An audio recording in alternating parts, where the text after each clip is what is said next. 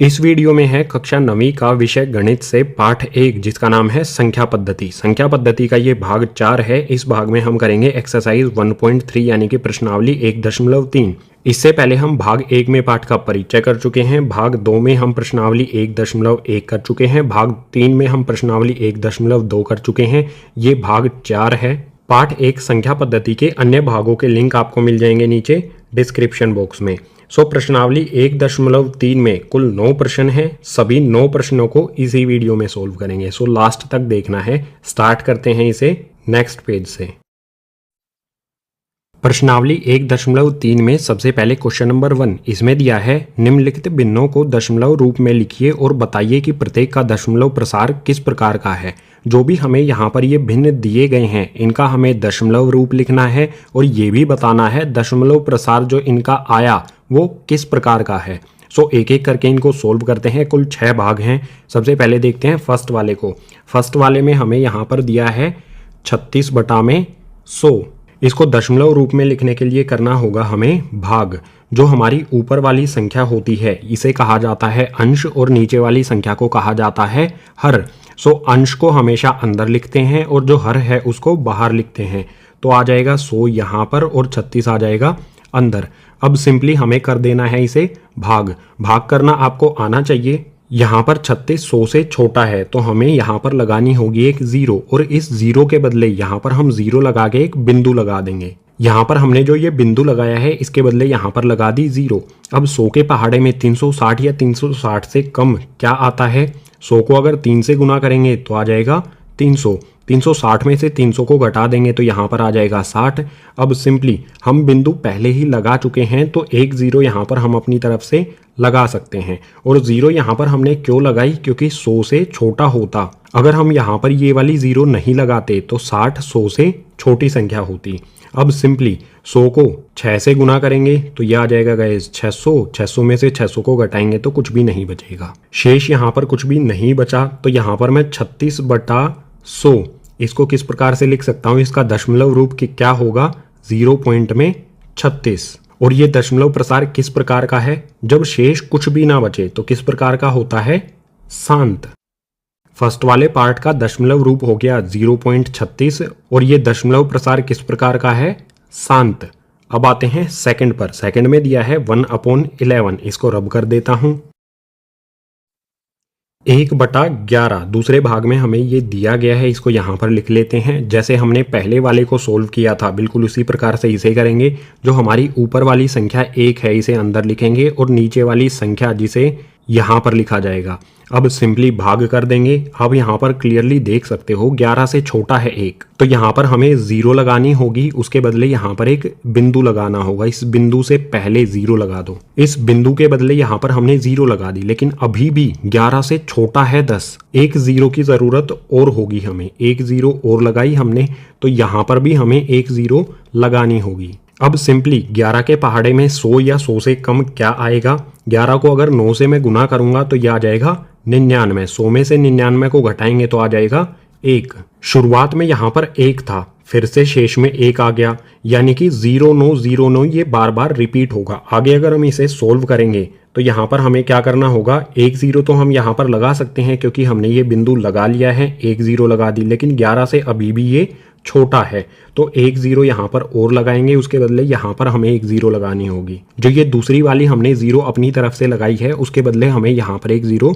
लगानी होगी। अब फिर से अगर 11 को मैं 9 से गुना करूंगा तो आ जाएगा 99। फिर से शेष में क्या बचेगा, 1। यानी हम इससे समझ सकते हैं कि दशमलव के बाद 0909 ये बार बार रिपीट होगा, इसकी आवृत्ति होगी। तो दूसरे भाग में जो हमें ये भिन्न दिया गया है 1/11, इसका दशमलव रूप क्या हो जाएगा 0.09। इसके ऊपर इस तरह से ये लगा देते हैं बार। इसका अर्थ होता है 0909 बार बार रिपीट होगा, यानी कि इसकी आवृत्ति होगी। और ये किस प्रकार का दशमलव प्रसार है, अनवसानी आवृत्ति। यहाँ पर लिख देंगे। दूसरे वाले भाग में जो हमें ये भिन्न दिया गया है इसका दशमलव रूप हो गया 0.09। इसके ऊपर बार और इसका प्रकार हो जाएगा अनवसानी आवृत्ति। आते हैं तीसरे वाले पर। इसको रब कर देता हूं। तीसरे भाग में हमें यहाँ पर दिया है 4 सही 1/8। इसे यहाँ पर लिख लेते हैं 4 सही 1/8। इसे आप क्लियरली देख सकते हो, ये है मिश्र भिन्न। तो सबसे पहले इस मिश्र भिन्न को हम लिखेंगे उचित भिन्न में। इसको बदली करेंगे। किस प्रकार से किया जाता है, जो हमारी नीचे वाली संख्या होती है 8, इसको इससे गुना किया जाता है। 4 को 8 से गुना करेंगे, उसके बाद जो भी हमारी वैल्यू आएगी उसमें ये वाली वैल्यू जमा कर देंगे। तो सिंपली कर लेता हूँ, 8 को 4 से गुना करूंगा 32, 32 में 1 जोड़ देंगे तो ये आ जाएगा 33, और बटे में क्या आएगा, जो हमारी यहाँ पर संख्या है वो ऐसी की ऐसी रहेगी। सो यहाँ पर आ जाएगा 8। इस मिश्र भिन्न को हम उचित भिन्न में बदली करेंगे तो आ जाएगा 33/8। अब सिंपली यहाँ से सोल्व करेंगे। 33 जो है हमारा आ जाएगा अंदर और 8 आ जाएगा बाहर। भाग कर देंगे। 8 के पहाड़े में 33 या 33 से कम क्या आता है, 8 को 4 से गुना करेंगे तो आ जाएगा 32। 33 में से 32 को घटाएंगे तो आ जाएगा 1। 8 से छोटा हो गया यहाँ पर संख्या, तो हमने बिंदु लगा लिया, यहाँ पर लगा दी उसके बदले 0। उसके बाद 8 को 1 से गुना करेंगे तो आ जाएगा 8। 10 में से 8 को घटाएंगे तो आ जाएगा 2। बिंदु हम यहाँ पर लगा चुके हैं तो 1 0 हम अपनी तरफ से यहाँ लगा लेंगे। 8 के पहाड़े में 2 पर आता है 16। 20 में से 16 को घटाएंगे तो आ जाएगा 4। अब सिंपली बिंदु लगा चुके हैं तो हम 1 0 अपनी तरफ से लगा सकते हैं। यहाँ पर 8 के पहाड़े में 40 कब आता है, अगर 8 को 5 से गुना करूँ तो आ जाएगा 40। शेष कुछ भी नहीं बचेगा। 40 में से 40 को घटा देंगे तो यहाँ पर कुछ नहीं आएगा, या फिर 0 लिख सकते हैं। तो तीसरे भाग में जो हमारा ये भिन्न था 4 सही 1/8, 4 सही 1/8, इसका दशमलव रूप क्या होगा, 4.125। और ये किस प्रकार का है, शांत। शांत क्यों है, क्योंकि इसके भाग करने में हमें शेष कुछ भी नहीं मिला, शेष 0 हो गया। ये तीसरे वाले का उत्तर हो जाएगा। अब आते हैं चौथे पर, जिसमें दिया है 3/13। इसे रब करता हूं।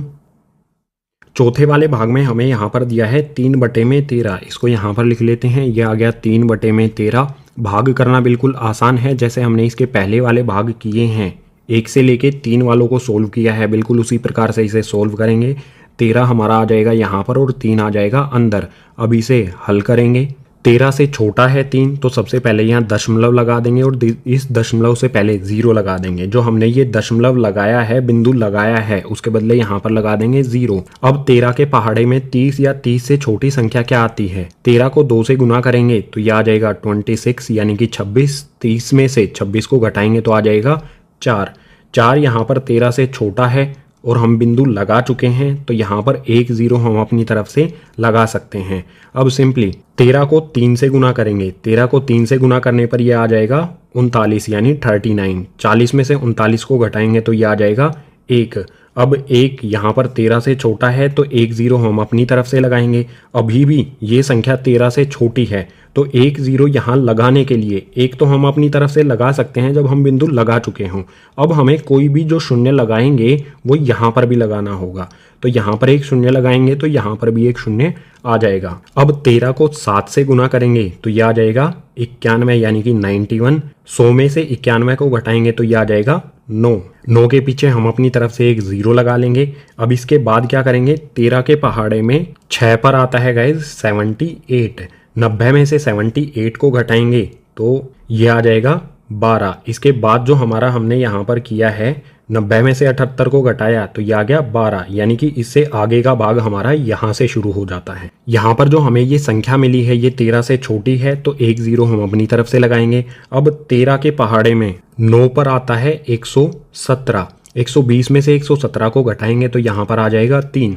अब ध्यान से देखो, हमने यहाँ पर 3 से शुरुआत की थी और शेष में फिर से 3 आ गया, यानी कि ये संख्याएं दोबारा से रिपीट होंगी जब हम इसे आगे सोल्व करेंगे। इसका उत्तर क्या होगा, 13/3। इसका दशमलव जब रूप हम लिखेंगे तो ये वाली जो संख्याएं हैं 2 3 0 7 6 9 ये दोबारा से रिपीट होंगी, इनकी आवृत्ति होगी, तो इन पे हमने लगा दिया ये बार। सो चौथे भाग में हमें जो ये भिन्न दिया गया है 3/13, इसका दशमलव प्रसार क्या हो जाएगा, दशमलव रूप क्या हो जाएगा 0.230769। इसके ऊपर लगेगा सभी के बार। और ये दशमलव प्रसार, ये जो दशमलव रूप है ये किस प्रकार का है, शेष में हमें यहाँ पर 0 नहीं मिलता है और सभी संख्याएं जो हैं ये दोबारा से रिपीट होंगी, इनकी आवृत्ति होगी, तो इनका प्रकार हो जाएगा अनवसानी आवृत्ति। यहाँ पर लिख देंगे। चौथे वाले भाग का दशमलव रूप हो गया ये और इसका प्रकार हो गया अनवसानी आवर्ती। आते हैं पांचवें भाग पर, इसमें दिया है 2/11। पांचवें भाग में जो हमें ये भिन्न दिया गया है इसे यहाँ पर लिख लेते हैं 2/11। 2 आ जाएगा अंदर, 11 से कर देंगे इसे भाग। 11 से छोटी संख्या है 2, तो यहाँ पर सबसे पहले एक बिंदु लगाएंगे, 0 इससे पहले लगा लेंगे। यहाँ पर जो हमने ये बिंदु लगाया है इसके बदले यहाँ पर लगा देंगे 0। 11 के पहाड़े में 20 या 20 से छोटी संख्या क्या होती है? 11 को 1 से गुना करने पर आ जाएगा 11। 20 में से 11 को घटाएंगे तो यहाँ पर आ जाएगा 9। इसके बाद इसके पीछे भी एक 0 हम अपनी तरफ से लगा लेंगे। 11 के पहाड़े में अब 11 को 8 से गुना करने पर यह आ जाएगा 88। 90 में से 88 को घटाएंगे तो आ जाएगा 2। आप देख सकते हो 2 से हमने शुरू किया था, 2 फिर से आ गया, यानी कि ये संख्या हमारी 181818 ये रिपीट होगी, इसकी आवृत्ति होगी। शेष में हमें कभी भी शून्य नहीं मिलेगा, यानी 2/11 इसका दशमलव रूप क्या हो जाएगा? 0.18 और इसके ऊपर बार। यहाँ पर लिख देते हैं 2/11 बराबर इसका दशमलव रूप क्या हो जाएगा? 0.18 और इसके ऊपर लग जाएगा बार। ये किस प्रकार का है? शून्य हमें 0 नहीं मिलता, शांत तो ये है नहीं, ये बार बार रिपीट होगा, यानी कि अनवसानी आवर्ती। यहाँ पर लिख देंगे। पांचवें भाग में जो हमें ये भिन्न दिया गया है 2/11 इसका दशमलव रूप हो गया 0.18 इसके ऊपर बार, और ये किस प्रकार का है? अनवसानी आवर्ती। अब क्वेश्चन नंबर 1 का छठा यानी कि लास्ट पार्ट देख लेते हैं। छठे वाले भाग में हमें यहाँ पर दिया है 329/400। इसे यहाँ पर लिखेंगे 329/400। अब सिंपली जैसे हमने 1 से लेके 5 तक किया है वही मेथड यहाँ पर अप्लाई करेंगे। जो हमारा ये 329 है इसको अंदर लिखेंगे और 400 से देंगे इसे भाग। यहाँ पर आप क्लियरली देख सकते हो 329 400 से छोटा है, तो यहाँ पर 0 लगाएंगे और इस 0 के बदले यहाँ पर हमें लगाना होगा एक बिंदु। अब 400 को 8 से गुना करेंगे तो ये हो जाएगा 3200। 3290, यहाँ पर 3290 है, इसमें से 3200 को घटाएंगे तो यहाँ पर आ जाएगा 90। इसके बाद अब क्या देख सकते हो आप, 90 छोटा है, हम बिंदु यहाँ पर लगा चुके हैं तो एक 0 यहाँ पर अपनी तरफ से लगा सकते हैं।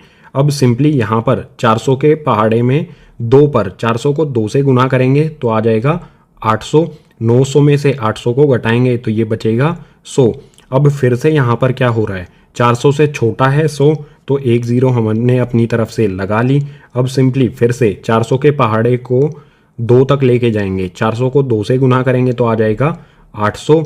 1000 में से 800 चले गए तो बच जाएंगे यहाँ पर 200। 200 भी यहाँ पर 400 से छोटा है तो 0 लगा लेंगे एक अपनी तरफ से। अब 400 के पहाड़े में 2000 कब आएगा? 400 को अगर हम 5 से गुना करें तो यह आ जाएगा 2000। 400 के पहाड़े में 2000 कब आएगा? 5 से गुना करने पर। सो 2000 में से 2000 को घटाएंगे तो कुछ भी नहीं बचेगा शेष में। सो यहाँ पर जो हमें ये फ्रैक्शन दिया गया है, भिन्न को इंग्लिश में फ्रैक्शन कहते हैं, तो ये हमें जो ये भिन्न है 329/400 इसका दशमलव रूप क्या हो जाएगा? 0.8225। शेष हमारा कुछ भी नहीं बचा, तो ये जो दशमलव रूप है ये किस प्रकार का होगा? शांत। यही हो जाएगा हमारे क्वेश्चन नंबर 1 के छठे पार्ट का उत्तर। अब इससे आगे वाले क्वेश्चन नंबर 2 को सोल्व करने के लिए चलते हैं नेक्स्ट पेज पर। सो क्वेश्चन नंबर 2, इसमें हमें दिया है, आप जानते हैं कि 1/7 बराबर में 0.142857 है। वास्तव में लंबा भाग दिए बिना क्या आप यह बता सकते हैं कि 2/7, 3/7, 4/7, 5/7, 6/7 के दशमलव प्रसार क्या हैं? हमें इस क्वेश्चन में 1/7 का दशमलव प्रसार ये दिया गया है। हमें बताना है इन सभी भिन्नों का दशमलव प्रसार बिना भाग किए। तो कैसे करेंगे? हल शुरू होता है यहाँ से। जो भी हमें दिया गया है 1/7, इसका दशमलव प्रसार क्या है? 0.142857 ये हमें दिया गया है। तो सबसे पहले देखते हैं 2/7 इसका दशमलव प्रसार कैसे लिखेंगे बिना भाग दिए। यहाँ पर मैं लिखता हूँ 2/7। 2/7 को मैं और किस तरह से लिख सकता हूँ? 2/7 को मैं इस तरह से भी लिख सकता हूँ 2 गुना में 1/7। 2 को 1 से गुना करूंगा तो ये 2 हो जाएगा और बटे में 7 ऐसा का ऐसा रहेगा। और हमें 1/7 का जो मान दिया गया है, दशमलव प्रसार दिया गया है, उसको यहाँ पर 1/7 की जगह पर रख देंगे। जो हमारी ये 1/7 की वैल्यू यहाँ पर दी गई है, इसको इस 1/7 की जगह पर पुट कर देंगे। सो यहाँ पर इक्वल्स का साइन लगाऊंगा, 2 ऐसा का ऐसा आएगा, गुना का साइन लगाऊंगा। अब यहाँ पर सिंपली 1/7 की जगह हमें 0.142857 रख देना है। सो यहाँ पर मैं लिख देता हूँ 0.142857। 2 को इस संख्या से हम गुना कर देंगे। 2 को इस संख्या से गुना करेंगे। सबसे पहले 2 को 7 से गुना करूंगा, 2 को 7 से गुना करूंगा, 2 सते 14, 4 आ जाएगा हासिल एक यहाँ पर। उसके बाद 2 को यहाँ पर मैं 5 से गुना करूंगा, 2 पंजे 10 और 1 यहाँ पर जोड़ेंगे तो ये हो जाएगा 11, 11 का 1 आ जाएगा, फिर से हासिल 1 आ गया। इसके बाद यहाँ पर 2 को मैं गुना करूंगा 8 से, 2 को 8 से गुना करूंगा, 2 अठे 16, 16 में 1 जोड़ेंगे तो ये हो जाएगा 17, 7 आ जाएगा, 1 हासिल फिर से आ गया। अब यहाँ पर 2 को इस 2 से गुना करेंगे, 2 को 2 से गुना करूंगा तो 4 और एक ये वाली संख्या हो जाएगा हमारा 5। अब फिर से हम गुना करेंगे, 2 से अब मैं 4 को गुना करूंगा, 2 को 4 से गुना करने पर आ जाएगा 8। अब 2 को फिर से गुना करूंगा मैं 1 से, 2 को 1 से गुना करूंगा तो ये आ जाएगा 2। उसके बाद बिंदु ऐसा का ऐसा और 0 हमारा ऐसा का ऐसा। बिल्कुल सिंपल है, 2 को हमें गुना कर देना है 0.142857 से, तो हमारी संख्या आ जाएगी 0.285714। यही हो जाएगा हमारा 2/7 का दशमलव प्रसार, और इसके ऊपर यहाँ पर बार भी लगा देंगे। बिल्कुल इसी प्रकार से 3/7 का दशमलव प्रसार भी हम पता लगाएंगे। सो यहाँ पर मैं लिखता हूँ 3/7 बराबर में, 3/7 को मैं किस प्रकार से लिख सकता हूँ, 3 गुना में 1/7। अब सिंपली 3 यहाँ पर ऐसा का ऐसा आ जाएगा, और जो हमारा यहाँ पर 1/7 है, इसकी वैल्यू, ये वाली वैल्यू यहाँ पर 1/7 की जगह रख देंगे। सो गुना का साइन लगाएंगे, 1/7 की जगह लिख देता हूँ 0.142857। इनको गुना करेंगे 0.428571, इसके ऊपर बार लगा देंगे। इस प्रकार से जब हम 3 को 0.142857 से गुना करेंगे तो यह आ जाएगा हमारा 0.428571। यही हो जाएगा 3/7 का दशमलव प्रसार। इसके बाद यहाँ पर है 4/7, इसे भी करते हैं। यहाँ पर मैं लिखता हूँ 4/7 बराबर में, 4/7 को किस प्रकार से लिख सकता हूँ, 4 गुना में 1/7, बराबर का निशान लगाएंगे, 4 ऐसा का ऐसा आ जाएगा, और जो हमारा 1/7 आया है, इसकी वैल्यू ये हम पुट कर देंगे। सो यहाँ पर मैं लिखता हूँ गुना, और लिख देता हूँ 0.142857। इसको गुना करूँगा, 4 से मैं इस वैल्यू को यहाँ पर गुना कर देता हूँ जल्दी से। 4 से यहाँ पर गुना करने पर आ गया 0.571428। इसको यहाँ पर लिख देंगे, ये लिख देता हूँ मैं 0.571428 और बार लगा देंगे। ये हो गया हमारा किसका, 4/7 का दशमलव प्रसार। इसके बाद 5/7 का फाइंड करते हैं। यहाँ पर मैं लिखता हूँ 5/7 बराबर में, इसको किस प्रकार से लिख सकते हैं, 5 गुना में 1/7 बराबर में, यहाँ पर 1/7 की वैल्यू पुट कर देंगे 142857। सो यहाँ पर 5 ऐसा का ऐसा आएगा, गुना में यहाँ पर लिखूंगा मैं 0.142857 बराबर में। सिंपल यहाँ पर मैं 5 से इस वैल्यू को गुना कर लेता हूँ। यहाँ पर जल्दी से 5 से इस संख्या को गुना करने पर आ जाएगा 0.714285। इसको यहाँ पर लिख देंगे 0.714285 और इसके ऊपर लगा देंगे बार। ये दशमलव प्रसार हो जाएगा 5/7 का। बिल्कुल इसी प्रकार से 6/7 का हम फाइंड करेंगे। यहाँ पर कर लेते हैं अलग से। यहाँ पर मैं लिखूंगा 6/7 और 6/7 को मैं किस प्रकार से लिख सकता हूँ, 6 गुना में 1/7। अब यहाँ पर 6 ऐसा का ऐसा आ जाएगा, इसमें गुना करेंगे हम कौन सी वैल्यू, 1/7 की, ये वाली वैल्यू। सो यहाँ पर गुना का निशान लगाने के बाद मैं लिखूंगा 0.142857। इनको गुना करेंगे, जल्दी से गुना करके जो भी आएगा यहाँ पर मैं लिख देता हूँ। 6 से इस संख्या को गुना करने पर आ जाएगा 0.857142। यहाँ पर लिख देते हैं 0.857142। इसके ऊपर बार लगा देंगे। ये हो जाएगा हमारा 6/7 का दशमलव प्रसार।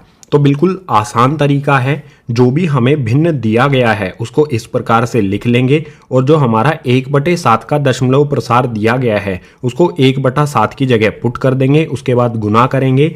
जो भी हमें प्रसार मिलेगा दशमलव का वही हो जाएगा हमारा इस भिन्न का दशमलव प्रसार। सो क्वेश्चन नंबर 2 हो जाता है कंप्लीट। हमें इन सभी भिन्नों के दशमलव प्रसार बताने थे बिना भाग किए, यहां पर हमने ये बता दिए हैं। अब क्वेश्चन नंबर 3 को सोल्व करने के लिए चलते हैं नेक्स्ट पेज पर।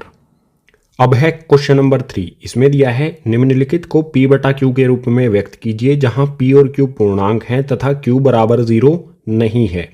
क्वेश्चन नंबर 3 के कुल 3 भाग हैं, पहला, दूसरा और तीसरा। इन तीनों को हमें p/q के रूप में व्यक्त करना है जहां p और q क्या होने चाहिए, पूर्णांक होने चाहिए और q 0 नहीं होना चाहिए। हमारा जो नीचे वाली संख्या आएगी ये 0 नहीं होनी चाहिए। तो सबसे पहले फर्स्ट वाले पार्ट को देख लेते हैं। इसका हल शुरू होता है यहाँ से। इसमें हमें दिया है, फर्स्ट पार्ट में हमें दिया है 0.6, 6 के ऊपर लगा है बार, और बार का मतलब क्या होता है कि 6 रिपीट होगा, बार बार इसके बाद 6 आएगा। सो सबसे पहले क्या करेंगे, मान लेंगे x बराबर में 0.6, बार को हटा देंगे। बार हटाने से क्या होगा, इसके बाद बार बार यहाँ पर 6 आ जाएगा। सो यहाँ पर लगा देते हैं 6 6 6 6, इस तरह से ये आगे चलता रहेगा। अब जो भी हमने ये लिखा है x बराबर में ये माना है, यहाँ पर लिख भी देता हूँ माना x बराबर 0.6666, इस तरह से ये चलता रहेगा। इसको मान लेंगे हम अपना समीकरण पहला। इसके बाद क्या करेंगे, बार कितनी संख्या पे लगा है, एक संख्या पे लगा है, तो इसमें दोनों तरफ 10 से गुना करेंगे। तो यहाँ पर मैं लिख देता हूँ दोनों तरफ 10 से गुना करने पर, समीकरण पहले में हम दोनों तरफ, इस साइड में x है इसको 10 से गुना करेंगे तो ये हो जाएगा 10x। इसके बाद बराबर का साइन हमारा एज इट इज आ जाएगा। 0.6666 इसको हम करेंगे तो जो ये दशमलव है ये इस साइड में शिफ्ट हो जाएगा, एक इस 6 के पीछे चला जाएगा। 10 से गुना करने पर हमारी संख्या क्या आएगी, 6.6666, ये आगे इसी तरह से चलता रहेगा। 10 से गुना करने के बाद जो हमारा ये समीकरण आया है इसको मान लेंगे हम समीकरण नंबर 2। अब बिल्कुल आसानी से क्या करेंगे, दूसरे समीकरण में से पहले समीकरण को घटा देंगे। सो यहाँ पर मैं लिखता हूँ दूसरे में से पहले को घटाएंगे। दूसरे में से घटाना है तो दूसरे को सबसे पहले लिखेंगे, दूसरा यहाँ पर ऊपर आ जाएगा। 10x बराबर में 6.6666, इसके बाद ऐसे ही डॉट लगा देंगे, बिंदु लगा देंगे। इसके नीचे पहले वाला लिख देंगे, पहले वाले को घटाना है ना, तो यहाँ पर आ जाएगा x बराबर में पहले वाला क्या है हमारा 0.6666, इस तरह से। अब घटाओ यार, घटाने पर क्या आएगा, देखो सिंपल है, बिल्कुल घटाना बिल्कुल सिंपल है ना। 10x में से 1x को घटाएंगे तो यहाँ पर आ जाएगा 9x, बराबर का साइन लगाएंगे। दशमलव के बाद की संख्याएं देखो, इसमें दशमलव है, इसमें दशमलव है, दशमलव के बाद वाली संख्याएं बिल्कुल बराबर हैं, तो इस साइड में हमारा कुछ भी नहीं आएगा। यानी 0.666 में से 0.666 को घटा देंगे तो कुछ भी नहीं बचेगा, लिखना ज़रूरी नहीं है। और यहाँ पर हमारा 6 है, 6 में से 0 को घटाएंगे तो ये आ जाएगा 6। हमने दूसरे समीकरण में से जब पहले समीकरण को घटाया तो हमारा आ गया 9x बराबर में 6।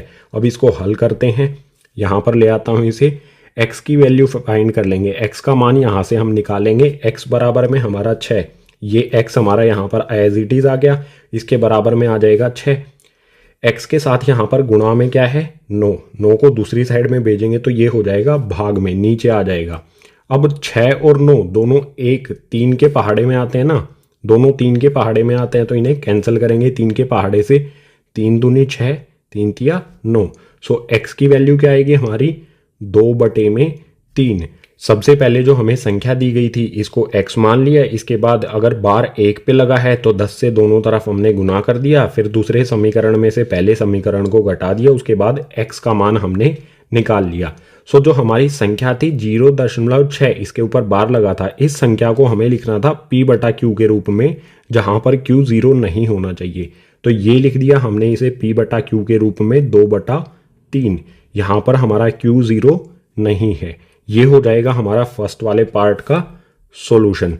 अब आ जाते हैं सेकंड वाले पार्ट पर। इसमें दिया है 0.47, इसके ऊपर लगा है बार, सिर्फ 7 के ऊपर लगा है। जैसे हमने फर्स्ट वाले पार्ट को सोल्व किया था बिल्कुल उसी तरह से सेकंड वाले पार्ट को सोल्व करेंगे। सेकंड वाले पार्ट में हमें दिया है 0.47 और 7 के ऊपर बार लगा है। तो सिंपली इसमें भी क्या करेंगे, मान लेंगे x बराबर में ये संख्या। सो यहाँ पर मैं लिखता हूँ माना x बराबर में 0.47। अगर मैं बार हटाऊंगा इसका मतलब क्या होगा, 7 यहाँ पर इसके पीछे कई बार आएगा, बार बार आता रहेगा। ठीक है, तो यहाँ पर आ जाएगा 7, फिर से 7, फिर से 7, ये इसी तरह से आगे रिपीट होता रहेगा। इसके बाद यहाँ पर क्या करेंगे, जो हमारी ये माना है हमने x बराबर 4.7, इसको पहला समीकरण मान लेंगे। ये हमारा पहला समीकरण हो गया। बार कितनी संख्याओं पे लगा है, 1 पे, तो हम क्या करेंगे, दोनों तरफ 10 से गुना करेंगे। सो यहाँ पर मैं लिख देता हूँ, दोनों तरफ 10 से गुना करने पर x को 10 से गुना करेंगे तो यहाँ पर आ जाएगा 10x बराबर में, इस साइड में हम 0.47777 इसको 10 से गुना करेंगे तो ये जो बिंदु है ये यहाँ पर आ जाएगा, 4 के बाद आ जाएगा। 10 से गुना करने पर यहाँ क्या आएगा, 4.7777 और इस तरह से ये बिंदु लगते चले जाएंगे। ये हो जाएगा हमारा समीकरण नंबर 2। अब बिल्कुल आसान, क्या करेंगे, समीकरण दूसरे में से पहले को घटाएंगे। तो यहाँ पर मैं लिखूंगा दूसरे समीकरण में से पहले को घटाएंगे। दूसरे समीकरण को ऊपर लिखेंगे, उसके नीचे पहले वाले समीकरण को लिख देंगे। दूसरा समीकरण है हमारा 10x बराबर में 4.7777, इसके बाद बिंदु लगा दो। बिल्कुल इसके नीचे आ जाएगा हमारा ये पहला समीकरण जो है x बराबर में 0.4777 और इस तरह से बिंदु लगा दो। अब घटा लो, बिल्कुल आसान है घटाना। 10x में से हम x को घटाएंगे, 10x में से x को घटाने पर आ जाएगा 9x बराबर में, इस साइड में आ जाओ। देखो गाइज, लास्ट के ये वाले 7 में से ये वाले 7 घट जाएंगे तो कुछ भी नहीं बचेगा। इस 7 में से 4 को घटाएंगे तो यहाँ पर आ जाएगा 3। इसके बाद दशमलव के नीचे ये जो दशमलव हैं इनके नीचे दशमलव लगा देंगे। इसके बाद यहाँ पर है 4, 4 में से 0 को घटाएंगे तो 4 हमारा एज इट इज आ जाएगा। बिल्कुल सिंपल है। 4.7777 में से 0.4777 को घटाएंगे तो आ जाएगा 4.3। अब इसको आगे सोल्व कर लेते हैं। यहाँ पर इस साइड में हमारा ये x एज इट इज आएगा, x बराबर में 4.3 आ गया। x के साथ यहाँ पर गुना में क्या है, मल्टीप्लाई में है 9, गुना में है, इसको इस साइड में भेज देंगे तो हो जाएगा भाग में। ये आ गया यहाँ पर 9। देखो बिंदु भी हटाना पड़ेगा हमें, यहाँ पर 4.3 है तो इस बिंदु को हटाएंगे। हटाने के लिए क्या करेंगे, नीचे 10 से गुना कर दो, ऊपर या नीचे दोनों जगह 10 से गुना कर दो। ठीक है, सो क्या करेंगे, x बराबर में 4.3 बटे में 9, ऊपर भी और नीचे भी हम क्या करेंगे 10 से गुना कर देंगे। 10 से गुना करने पर क्या होगा, बिंदु जो है वो 3 के पीछे चला जाएगा। 10 से 4.3 को गुना करेंगे, ये बिंदु इस तरफ 3 के पीछे चला जाएगा तो आ जाएगा हमारा x बराबर में 43 और नीचे आ जाएगा 90। सो हमारा x का मान यहाँ पर क्या आ गया, 43 बटे में 90। यही हो जाएगा हमारे दूसरे वाले 0.47 इसके ऊपर बार लगा है, इसके दूसरे वाले का p/q रूप हो गया ये। अब देखते हैं तीसरे वाले को। तीसरे वाले भाग में दिया है 0.001, इन तीनों के ऊपर बार लगा है तो बिल्कुल वही करेंगे। सबसे पहले मान लेंगे, माना x बराबर में 0.001, बार हटाएंगे। बार हटाने से होगा क्या, ये तीनों इसके बाद रिपीट होंगी, दोबारा से यहाँ पर आ जाएंगी। सो यहाँ पर फिर से लिख देता हूँ 001, फिर से 001, इसी तरह से ये आगे चलती रहेंगी। ये हो जाएगा हमारा समीकरण पहला। इसके बाद क्या करना है, देखो यहाँ पर सिंपल है, बार कितनी संख्याओं के ऊपर है, 3 संख्याओं के ऊपर है, तो हम इसे 1000 से गुना करेंगे दोनों तरफ। तो यहाँ पर मैं लिखता हूँ दोनों तरफ 1000 से गुना करने पर x को 1000 से गुना करेंगे तो ये हो जाएगा 1000x बराबर में, इस साइड में हमारा क्या है 0.001, इसको इस वाली संख्या को हम जब 1000 से गुना करेंगे तो जितनी भी 0 होती हैं पॉइंट उतना ही इधर चला जाएगा। अभी ये पॉइंट यहाँ से यहाँ चला जाएगा जब हम इसको 1000 से गुना कर देंगे। यानी सबसे पहले हमारा क्या आएगा, इस साइड में 0 लिखना ज़रूरी नहीं है, हमारी संख्या आ जाएगी 1। सो 1000 से गुना करने पर आ जाएगा 1.001, 001, 001 और इस तरह से ये आगे चलता रहेगा। ये हो जाएगा हमारा समीकरण नंबर 2। अब बिल्कुल आसान है, समीकरण दूसरे में से पहले को घटाएंगे तो यहाँ पर मैं लिख देता हूँ, समीकरण दूसरे में से पहले को घटाएंगे तो दूसरा समीकरण लिखेंगे यहाँ पर जो है हमारा 1000x बराबर में 1.001001001 और इसी तरह से इसके नीचे आ जाएगा हमारा पहले वाला ये वाला समीकरण, तो ये है हमारा x बराबर में 0.001001001 और इसी तरह से ये आगे। घटाना बिल्कुल आसान है, आप सिंपली इसे घटा सकते हो। 1000x में से 1x घटाएंगे तो कितना आएगा 999x, बराबर का साइन हमारा एज इट इज़। अब आप देख सकते हो यहाँ पर ये वाली संख्याएं बिल्कुल बराबर हैं एक दूसरे के, बिंदु के बाद वाली संख्याएं देखो बिल्कुल बराबर हैं, 001 यहाँ पर भी बिल्कुल सेम संख्याएं हैं। तो ऊपर वाली संख्याओं में से इनको घटाएंगे तो 0 आएगा, जो लिखना ज़रूरी नहीं है बिंदु के बाद। बिंदु से इधर देखो, 1 में से 0 को घटाएंगे तो यहाँ पर आ जाएगा 1। अब इसको सोल्व करेंगे, x का मान निकाल लेंगे। x का मान हमारा क्या आएगा, x तो एज इट इज़ आ जाएगा, x बराबर में 1 आ गया। ये वाला हमारा 1 जो है ये एज इट इज़ आ गया। x के साथ यहाँ पर गुना में है 999, इसको दूसरी तरफ भेजेंगे तो हो जाएगा भाग में। सो 1 के भाग में यहाँ पर आ जाएगा 999। तीसरे वाले भाग को जब हमने p बटा q के रूप में लिखा तो उत्तर आ गया हमारा 1 बटे में 999। यही हो जाएगा हमारे तीसरे वाले भाग का उत्तर। सो क्वेश्चन नंबर 3 के हमने पहले, दूसरे और तीसरे को p बटा q के रूप में लिखा। यहाँ पर आपको एक बात समझनी होगी, अगर एक संख्या के पीछे एक संख्या के ऊपर बार लगा है तो उसे 10 से गुना करेंगे, 2 के ऊपर बार लगा है तो उसे 100 से गुना करेंगे, 3 के ऊपर बार लगा है तो उसे 1000 से गुना करेंगे।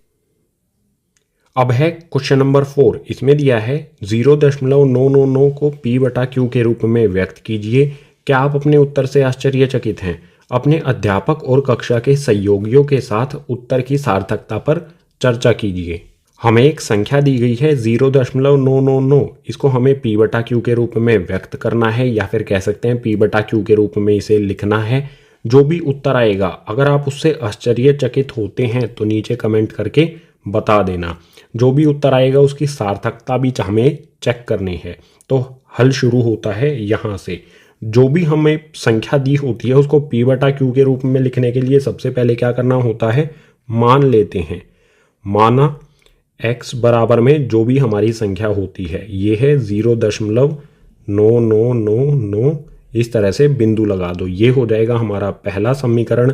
अब क्या करेंगे, जो हमें यहाँ पर ये संख्या दी गई है हम इसको इस प्रकार से भी लिख सकते हैं, 0.9 और 9 के ऊपर लगा देंगे बार। बार का मतलब क्या होगा, 9 यहाँ पर रिपीट होगा, यानी बार एक संख्या के ऊपर है और एक संख्या के ऊपर है तो हमें क्या करना होता है, इस समीकरण को 10 से गुना करेंगे।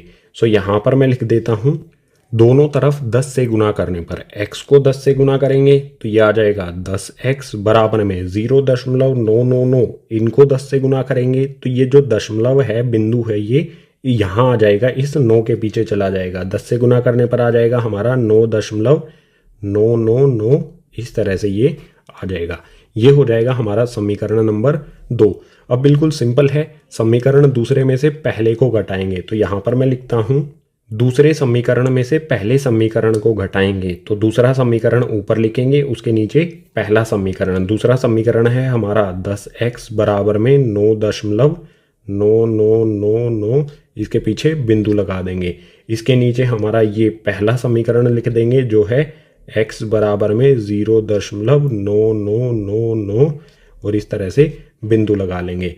अब सिंपली यहाँ पर घटा लेंगे, 10x में से x को घटाएंगे तो ये आ जाएगा 9x बराबर में, बिंदु के बाद की संख्याएं देखो, बिंदु के बाद की संख्याएं आप देख सकते हो बिल्कुल सेम हैं, बिल्कुल बराबर हैं, तो यहाँ पर कुछ भी नहीं आएगा। इस वाली संख्या में से ये वाली संख्या घटाएंगे तो आ जाएगा 0, जो लिखना ज़रूरी नहीं है बिंदु के बाद। बिंदु से इधर वाली संख्याएं देखो, यहाँ पर है 9, 9 में से 0 को घटाएंगे तो ये आ जाएगा 9। अब इसे आगे हल करेंगे, x का मान निकालेंगे, x यहाँ पर एज इट इज़ आएगा, x बराबर में 9 और x के साथ इस साइड में क्या है, ये 9 गुना में है, इसको दूसरी साइड भेजेंगे तो हो जाएगा भाग में। सो ये भाग में आ गया 9, 9 बटा 9, अगर इनको काटेंगे, 9 से 9 को काटेंगे तो आ जाएगा हमारा 1। x का मान क्या आ गया हमारा 1 आ गया। जब हम 0.999 इसको p बटा q के रूप में लिखेंगे तो आ जाएगा हमारा 1। ये हो जाएगा क्वेश्चन नंबर 4 का उत्तर। उत्तर 1 आने से आपको कितना आश्चर्य हुआ ये नीचे कमेंट करके बता दो। सो नेक्स्ट है क्वेश्चन नंबर 6। इसमें दिया है p बटा q के रूप की परिमेय संख्याओं के अनेक उदाहरण लीजिए जहां p और q पूर्णांक हैं जिनका 1 के अतिरिक्त अन्य कोई उभयनिष्ठ गुणनखंड नहीं है और जिनका शांत दशमलव प्रसार है। क्या आप यह अनुमान लगा सकते हैं कि q का कौन सा गुण अवश्य संतुष्ट करना चाहिए।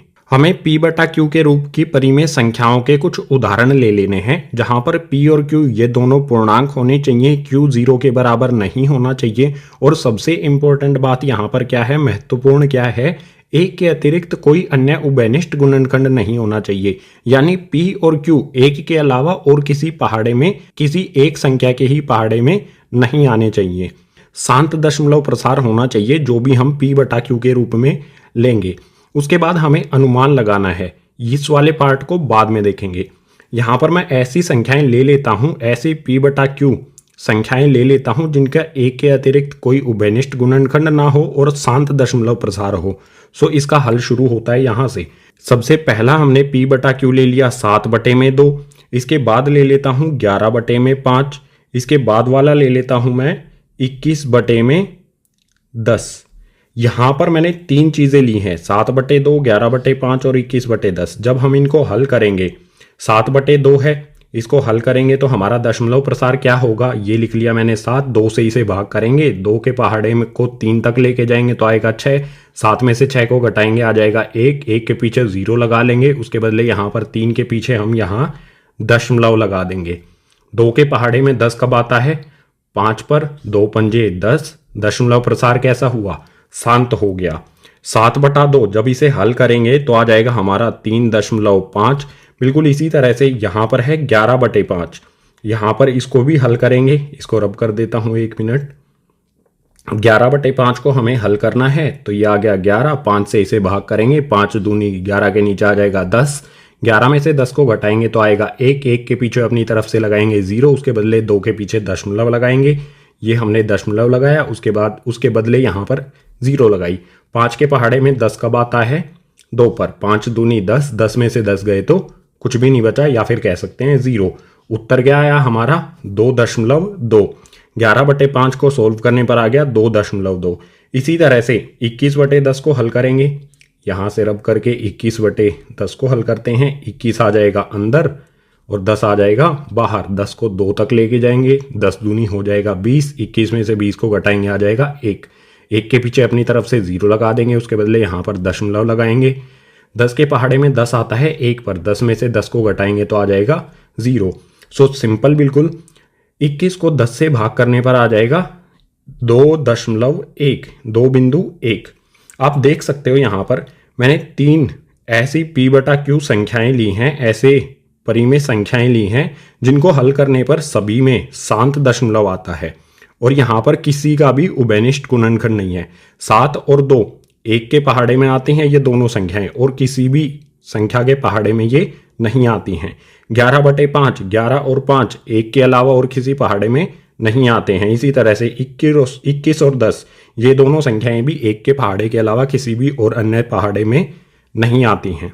तो यहाँ पर आप देखो सभी का दशमलव प्रसार कैसा आया है, शांत आया है। क्यों आया है ये हमें अनुमान लगाना है। कौन सा Q यानी कि ऊपर वाली संख्या होती है अंश, नीचे वाली होती है हर। Q यानी कि हर का कौन सा गुण संतुष्ट होना चाहिए जब हमारा दशमलव प्रसार शांत हो। तो सबसे महत्वपूर्ण चीज अब आती है। हमने यहाँ पर कौन कौन सी संख्याएं ली हैं, 2 लिया है, 5 लिया है और 10 लिया है। तो जब हमारा Q बराबर में 2 हो या फिर 5 हो या फिर 2 के पहाड़े में आने वाली कोई भी संख्या या फिर 5 के पहाड़े में आने वाली कोई भी संख्या या फिर 2 और 5 का गुणनफल, 2 और 5 का गुणनफल हम इस तरह से लिख सकते हैं। इनमें से कोई भी संख्या अगर Q यानी कि नीचे की तरफ यानी हर में है तो जो हमारा दशमलव प्रसार है वो शांत होगा। दोबारा से बता देता हूं, नीचे यानी कि हर में 2 या फिर 2 के पहाड़े में आने वाली कोई भी संख्या हो, 5 या फिर 5 के पहाड़े में आने वाली कोई भी संख्या हो, या फिर 2 और 5 इन दोनों संख्याओं का गुणनफल हो, या फिर 2 के पहाड़े में आने वाली कोई भी संख्या और 5 के पहाड़े में आने वाली कोई भी संख्या इनका गुणनफल हो, तो हमारा दशमलव प्रसार हमेशा शांत आएगा। तो इन उदाहरणों से हमने क्या अनुमान लगाया, यहां पर लिख देता हूं। किसी परिमेय संख्या का दशमलव प्रसार शांत होगा जब हर में केवल 2, 5 अथवा दोनों होते हैं। या तो 2 होना चाहिए या फिर 2 के पहाड़े में आने वाली कोई भी संख्या, 5 होना चाहिए या 5 के पहाड़े में आने वाली कोई भी संख्या, या फिर ये दोनों हो सकते हैं या फिर इन दोनों के पहाड़े में आने वाली कोई भी संख्या हो, जब ही हमारा दशमलव प्रसार शांत होगा। सो ये हो गया हमारा क्वेश्चन नंबर 6 कंप्लीट। चलते हैं नेक्स्ट पेज पर क्वेश्चन नंबर 7 के लिए। प्रश्न संख्या 7 यानी कि क्वेश्चन नंबर 7 में दिया है, ऐसी 3 संख्याओं के उदाहरण दीजिए जिनका दशमलव प्रसार अनवसानी अनावर्ती हो। अनवसानी अनावर्ती को अशांत अनावर्ती भी कहा जाता है। तो हमें ऐसी 3 संख्याएं बतानी हैं जिनका दशमलव प्रसार कैसा हो, अनवसानी अनावर्ती हो या फिर कह सकते हैं अशांत अनावर्ती हो। तो हल होता है यहाँ से, कोई भी संख्या ले लो। यहाँ पर मैं पहली संख्या लिख देता हूँ, कुछ भी हम लिख सकते हैं संख्या 0.2, 02, 002, इस तरह से हम कोई भी संख्या लिख सकते हैं। उसमें कुछ भी रिपीट नहीं होना चाहिए, कुछ भी दोबारा से नहीं आना चाहिए।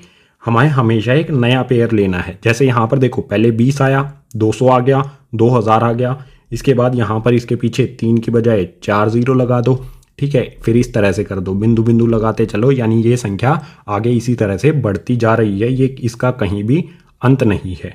इसी तरह से और भी संख्याएं हम लिख सकते हैं। यहाँ पर दूसरी संख्या में लिख देता हूँ 0.1211, उसके बाद फिर से 2, 1 1 1, फिर से 2, फिर से यहाँ पर लगा दो 4 बार 1, फिर लगा दो 2। इस तरह से हम बहुत सारी संख्याएं लिख सकते हैं। हमें 3 लिखनी है तो यहाँ पर तीसरी संख्या भी लिख देता हूँ मैं। तीसरी संख्या हम यहाँ पर लिख देंगे 0.102, सॉरी एक सेकेंड गाइज, 2 आ जाएगा यहाँ पर, उसके बाद 0 3, फिर 0 4, 0 5, 0 6, इस तरह से ये आगे बढ़ती रहेगी, इसका कहीं भी अंत नहीं होगा। यहाँ पर आप देखो, किसी पे बार लगाया जा सकता है, ऊपर बार भी नहीं लगाया जा सकता है, क्योंकि यहाँ पर 20 आता है, फिर 200 आ जाता है, फिर 2000, यहाँ पर 20,000। बिल्कुल इसी तरह से यहाँ पर 12, 112, 1012, 1112, यहाँ पर 11,112। इसी तरह से यहाँ पर 10, 20, 30, 40, 50, इसी तरह से ये संख्या आएगी। और इसके आखिर में हमेशा हमें इस तरह से बिंदु लगा देने हैं, ताकि उससे पता चले कि इन संख्याओं का कहीं पर भी अंत नहीं होता है, ये अनवसानी अनावर्ती हैं या फिर अशांत अनावर्ती हैं। सो क्वेश्चन नंबर 7 का ये हो गया हल। आप अनवसानी अनावर्ती यानी कि इस तरह की संख्याएं अपनी तरफ से भी लिख सकते हो, बिल्कुल कॉपी करने की ज़रूरत नहीं है, बहुत सारी संख्याएं होती हैं ऐसी। सो क्वेश्चन नंबर 7 हो जाता है कंप्लीट। नेक्स्ट क्वेश्चन के लिए चलते हैं नेक्स्ट पेज पर। क्वेश्चन नंबर 8, इसमें दिया है परिमेय संख्याओं 5/7 और 9/11 के बीच की 3 अलग अलग अपरिमेय संख्याएं ज्ञात कीजिए। हमें अपरिमेय संख्या निकालनी है 5/7 और 9/11 के बीच की 3। तो अपरिमेय संख्याएं किस तरह से निकालते हैं, देखो गाइज, हल शुरू होता है यहाँ से। सबसे पहले हमारी संख्या है 5/7, इसे लिख लो यहाँ पर, ये है 5/7। ये किस प्रकार की संख्या है, परिमेय संख्या। तो इसको हम इसका दशमलव प्रसार लिखेंगे, इसके सामने इसका दशमलव प्रसार लिखेंगे। दशमलव प्रसार आपको लिखना आता ही होगा। इस तरह से ऊपर वाली संख्या को अंदर रख दो और नीचे वाली संख्या से भाग दे दो। भाग कर देते हैं इसे, 5 छोटा है 7 से, तो इस 5 के पीछे 0 लगाएंगे और ये 0 लगाने के बदले क्या करेंगे, दशमलव लगा लेंगे। यहाँ पर हमने ये दशमलव लगा दिया, बिंदु लगा लिया। अब 7 के पहाड़े में 7 पर क्या आता है, 7 7 49, 50 में से 49 को घटाएंगे तो आ जाएगा 1, 1 के पीछे 0 लगा लेंगे, क्योंकि हम यहाँ पर बिंदु पहले से ही लगा चुके हैं। भाग करना है सिंपली हमें इसे। 7 के पहाड़े को 1 पे करेंगे तो ये आ जाएगा 7, 10 में से 7 को घटाएंगे तो आ जाएगा 3। अब फिर से 0 लगा लेंगे, 7 को 4 से गुना करेंगे, 7 चौक ये हो जाएगा 28, 30 में से 28 को घटाएंगे आ जाएगा 2, इसके पीछे 0 लगाएंगे तो 7 दूनी ये आ जाएगा 14, 20 में से 14 को घटाएंगे तो आ जाएगा 6, 6 के पीछे 0 लगाएंगे, 7 के पहाड़े में यहाँ पर 8 से गुना करेंगे तो ये आ जाएगा 56 यानी कि 56। 60 में से 56 को घटाएंगे तो आ जाएगा 4। इस 4 के पीछे 0 लगाएंगे। अब 7 को 5 से गुना करेंगे, 7 पंजे 35। 40 में से 35 को घटाएंगे तो आ गया 5। हमारा फिर से क्या आ गया, 5 आ गया। यहाँ पर 5 से हमने शुरू किया था, फिर से 5 आ गया, यानी कि इसका उत्तर हो जाएगा हमारा ये। इसे लिख लेते हैं यहाँ पर 0.714285। ये वाली संख्याएं ही इसके आगे दोबारा से आएंगी। यहाँ पर 5 था, दोबारा से 5 आ गया, तो यही भाग हमारा दोबारा से आगे इसके आगे चलता रहेगा। यही संख्याएं दोबारा से अनावर्ती होगी इनकी। तो यहाँ पर इनके ऊपर लगा देता हूँ बार। बिल्कुल इसी तरह से हमारी दूसरी संख्या क्या है, 9/11। तो इसे लिखता हूँ मैं यहाँ पर 9/11। इसका दशमलव प्रसार भी हमें लिखना है, तो ऊपर वाली संख्या को रखते हैं अंदर, 11 से कर देते हैं भाग। 9 के पीछे 0 लगा लेंगे क्योंकि ये छोटा है, और 0 लगाई है तो यहाँ पर बिंदु लगाना है, हमें भाग करना है। सिंपल, आपको बिंदु लगा लिया ना हमने। अब 11 के पहाड़े को 8 तक लेके जाएंगे तो यहाँ पर आ जाएगा 88। 90 में से 88 को घटाएंगे तो आ जाएगा 2। 2 के पीछे 0 लगा लेंगे। 11 के पहाड़े को 1 तक लेके जाएंगे, 11 एकम 11 आ जाएगा यहाँ पर। 20 में से 11 को घटाने पर 9। 9 से हमने शुरू किया था, 9 शेष में फिर से आ गया, यानी हमारा यही हो जाएगा उत्तर 0.81। अगर इसको हम आगे हल करेंगे तो यहाँ पर फिर से 8181 आता रहेगा। तो 9/11 का दशमलव प्रसार आ गया 0.81। इसके ऊपर भी लगा देंगे बार। अब क्या करना है, हमें अपरिमेय संख्याएं ज्ञात करनी है, इसके और इसके बीच की 3 अलग अलग अपरिमेय संख्याएं। तो ध्यान से देखो, यहाँ पर है 0.714285, इससे बड़ी होनी चाहिए, और इससे 0.81 इससे छोटी होनी चाहिए। मैं आपको एक आइडिया देता हूँ। 0.71 शुरू की 2 संख्याएं देखो, बिंदु के बाद की संख्याएं हैं 71 और यहाँ पर बिंदु के बाद है 81। तो हमारी पहली संख्या यहाँ पर मैं लिखता हूँ 0.72। मैंने 71 से बड़ी संख्या लिखी है। 71 से बड़ी संख्या बिंदु के बाद यहाँ पर लिखी मैंने 72। इसके बाद इस तरह से लिख दो 0 72 0 0 72 0 0 0 72 और बिंदु लगा दो इस तरह से। ये हमारी हो गई पहली अपरिमेय संख्या। इस तरह से हम अनेकों संख्याएं लिख सकते हैं इन दोनों संख्याओं के बीच में। ये अपरिमेय संख्या हो गई क्योंकि इसमें कुछ भी रिपीट नहीं होता है, कुछ भी दोबारा से नहीं आता है। देखो यहाँ पर है 720, यहाँ पर है 7200, यहाँ पर है 72,000 और इसके बाद इस तरह से ही कुछ भी रिपीट नहीं होगा। दूसरी संख्या लिख दो। दूसरी संख्या क्या हो जाएगी हमारी 0.743, उसके बाद 744, उसके बाद लिख दो 7, ये कोमा गलत आ गया यहाँ पर, एक सेकंड गाइज। इसके बाद लिख लो 745, कुछ भी रिपीट नहीं होना चाहिए और आखिर में लगा दो इस तरह से बिंदु। ये हो गई हमारी दूसरी संख्या। यहाँ पर 0.72, यहाँ पर 0.74 और इसी तरह से और भी संख्या लिख दो।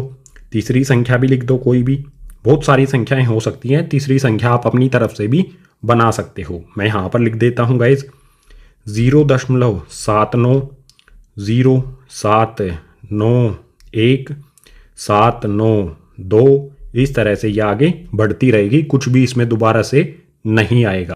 इन तीनों संख्याओं में ऐसा कुछ भी नहीं है जिस पे हम बार लगा सकें या फिर जिसका अंत हो।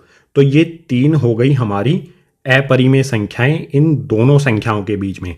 कैसे लिखनी है आपको, जो भी हमें ये भिन्न दिया गया है p/q के रूप में संख्याएं दी गई हैं, इनका सबसे पहले दशमलव प्रसार लिखेंगे, उसके बाद इनके बीच की अपरिमेय संख्याएं इस प्रकार से लिख देंगे। सो क्वेश्चन नंबर 8 हो गया कंप्लीट। क्वेश्चन नंबर 9 के लिए चलते हैं नेक्स्ट पेज पर। सो एक्सरसाइज 1.3 यानी कि प्रश्नावली 1.3 का आखिरी यानी क्वेश्चन नंबर 9, इसमें दिया है बताइए कि निम्नलिखित संख्याओं में कौन सी संख्याएं परिमेय हैं और कौन सी अपरिमेय। क्वेश्चन नंबर 9 में हमें यहाँ पर 5 संख्याएं दी गई हैं। हमें बताना है इनमें से कौन सी संख्याएं परिमेय हैं और कौन सी अपरिमेय हैं। तो इसका हल शुरू होता है यहाँ से। ऊपर यहाँ पर मैं लिख देता हूँ परिमेय और यहाँ पर लिख देता हूँ अपरिमेय। जो हमारी परिमेय संख्या होंगी उनको यहाँ पर लिख दिया जाएगा इस परिमेय के सामने, और जो अपरिमेय संख्याएं होंगी उनको यहाँ पर लिख दिया जाएगा इन 5 संख्याओं में से। सो सबसे पहले यहाँ पर है 23, रूट के अंदर 23 दिया गया है।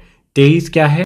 अभाज्य संख्या। कोई भी अभाज्य संख्या अगर रूट के अंदर होती है तो वो होगी अपरिमेय। तो पहली वाली जो हमें संख्या दी गई है रूट के अंदर 23, ये क्या है? अपरिमेय संख्या। सो यहाँ पर लिख देंगे अपरिमेय संख्या में सबसे पहले यहाँ पर आ जाएगा रूट 23। इसके बाद वाली संख्या पर आ जाते हैं, यह है रूट 225। रूट 225 को सोल्व करके देख लेते हैं। 225 के गुणनखंड करके देख लेते हैं। 2 2 5, यहाँ पर इस तरह से इसके गुणनखंड कर देते हैं। सबसे पहले 5 से करूँगा, 5 चौके 20, उसके बाद 5 पच्चे 25, फिर से 5 से करूँगा तो ये आ जाएगा 5 नीम 45, फिर 3 से करूँगा तो ये जाएगा 3 पर, उसके बाद 3 से करूँगा तो आ जाएगा 1 पर। आप यहाँ पर देख सकते हो 5 का एक जोड़ा बन गया, इसमें से एक 5 बाहर आ जाएगा, और जो हमारा यहाँ पर ये 3 है इसका भी जोड़ा बन गया। इन 3 में से एक 3 बाहर आ जाएगा। रूट के अंदर हमारी संख्या क्या थी? 2 2 5। जब इसको बाहर निकालेंगे तो क्या होगा? तो ये आ जाएगा 15। रूट में से बाहर क्या आ जाएगा? 15 आ जाएगा इसको हल करने पर। और 15 क्या है? एक परिमेय संख्या। सो दूसरी संख्या हो जाएगी हमारी परिमेय, जो है रूट 2 2 5। ठीक है, इसे हल करके नहीं लिखना है हमें सिर्फ बताना है कि ये हमारी संख्या क्या है? परिमेय। इसके बाद आ जाते हैं तीसरी वाली संख्या 0.3796। इसके बाद किसी भी तरह की बिंदु नहीं लगाई गई हैं तो ये हो जाएगी हमारी परिमेय संख्या। तो तीसरे नंबर पे जो हमें संख्या दी गई है 0.3796, ये भी हमारी परिमेय हो गई। इसके बाद आ जाते हैं चौथी वाली संख्या पर। यहाँ पर आप देखो 7.478, उसके बाद बिंदु बिंदु हमें दिए गए हैं। हम इसको किस प्रकार से लिख सकते हैं? हम इसे इस तरह से भी लिख सकते हैं ना, 7.478, दोबारा से इसके बाद क्या आता है? 478, यानी कि 478 रिपीट होता है। रिपीट होने वाली जो संख्याएं हैं उनके ऊपर हम लगा सकते हैं इस तरह से बार। ऐसा दशमलव प्रसार जिसमें कुछ संख्याओं पर बार लगा है तो वो क्या होगी? हमारी परिमेय संख्या। सो इसमें यहाँ पर आगे लिख देंगे 7.478, इसके ऊपर लगा देंगे बार। बार जिस पे भी लगेगा वो संख्या हमारी परिमेय होती हैं, यानी कि उनको P/Q के रूप में लिखा जा सकता है। इसके बाद 5वें नंबर पर देख लेते हैं। इसमें दिया है 1.10101010101001, उसके बाद बिंदु लगाए गए हैं। तो आप देखो यहाँ पर कुछ भी रिपीट नहीं होता है, कुछ भी संख्या जो है वो दोबारा से नहीं आती है। यहाँ पर है 10, यहाँ पर 100, यहाँ पर 1000, यहाँ पर 10,000, और इसके बाद हो सकता है 1 लाख आएगा। हमें आगे का कुछ नहीं पता है, कुछ भी रिपीट नहीं होता है। ऐसी संख्या जिसमें कुछ भी रिपीट नहीं हो, किसी पे हम बार नहीं लगा सकते हैं, तो ये क्या हो जाएगी? हमारी अपरिमेय संख्या। सो इसे अपरिमेय के सामने लिख देंगे यहाँ पर 1.10101, उसके बाद 3 0 लगाएंगे, फिर 1 लिखेंगे, फिर 4 0 लगाएंगे, फिर 1 लिखेंगे, उसके बाद बिंदु बिंदु लगा देंगे। हमें ध्यान रखना है इन चीज़ों का, परिमेय और अपरिमेय संख्याएं वर्गीकृत यानी कि बांटते समय। सो कौन सी संख्याएं परिमेय हैं और कौन सी संख्याएं अपरिमेय हैं, ये बिल्कुल आसान सा काम है पता लगाना। सो ये हो गया हमारे क्वेश्चन नंबर 9 का हल यानी कि सॉल्यूशन। सो क्वेश्चन नंबर 9 के साथ ही भाग 4 यानी कि एक्सरसाइज 1.3 हो जाती है कंप्लीट। उम्मीद करूंगा सभी क्वेश्चन आपको समझ आए होंगे। अगर समझ आए हैं तो इस वीडियो को अपने क्लासमेट्स के साथ ज़्यादा से ज़्यादा शेयर करो। अगर कोई सुझाव देना चाहते हो तो उसे नीचे कमेंट बॉक्स सेक्शन में लिख दो। इसके अलावा भाग 1, भाग 2, भाग 3, ये वाला भाग 4 हमने कर लिया, और अन्य जो भी भाग हैं इन सभी का लिंक आपको मिल जाएगा नीचे